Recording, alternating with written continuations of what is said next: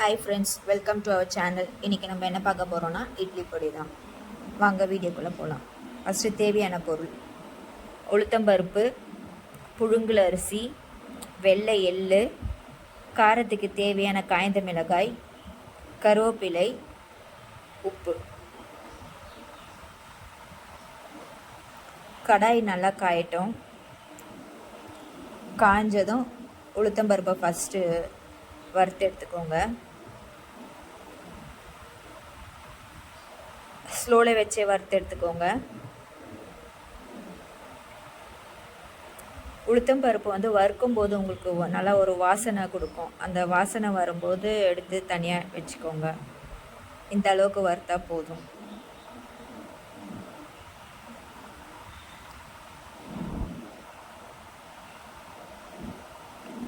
Next வெள்ளை எள்ளு நல்லா பொரியிற அளவுக்கு வறுத்து எடுத்துக்கோங்க. எல்லாமே ஸ்லோவில் வச்சே வறுத்து எடுங்க.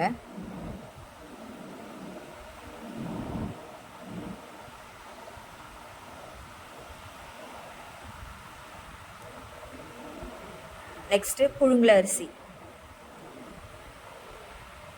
பொரி அரிசி வறுக்கிற அளவுக்கு வறுத்து எடுத்துக்கோங்க. இந்த பொடி இட்லி தோசைக்கு தொட்டு சாப்பிட்டிங்கன்னா ரொம்ப நல்லாயிருக்கும். சுட சுட சாப்பாடு வச்சு நெய் போட்டு இந்த பொடியை கலந்து சாப்பிட்டிங்கன்னா ரொம்ப டேஸ்ட்டாக இருக்கும்.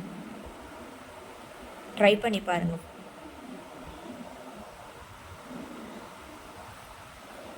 நெக்ஸ்ட்டு கைப்பிடி அளவுக்கு கருவேப்பிலை ஈரப்பதம் போகிற அளவுக்கு நல்லா வதக்கி எடுத்துக்கோங்க. ஈரம் இருக்கக்கூடாது கருவேப்பிலையில்.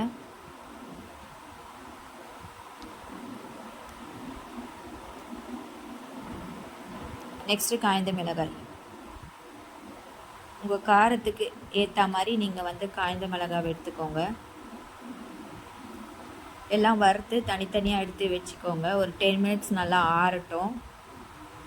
ஆறுனதுக்கப்புறம் பொடி பண்ணி எடுத்து வச்சுக்கோங்க. 1 மந்த்துக்கு உங்களுக்கு ரொம்ப நல்லாயிருக்கும். ஓகே ஃப்ரெண்ட்ஸ், இந்த வீடியோ பிடிச்சிருந்ததுன்னா லைக் பண்ணுங்கள், ஷேர் பண்ணுங்கள், சப்ஸ்கிரைப்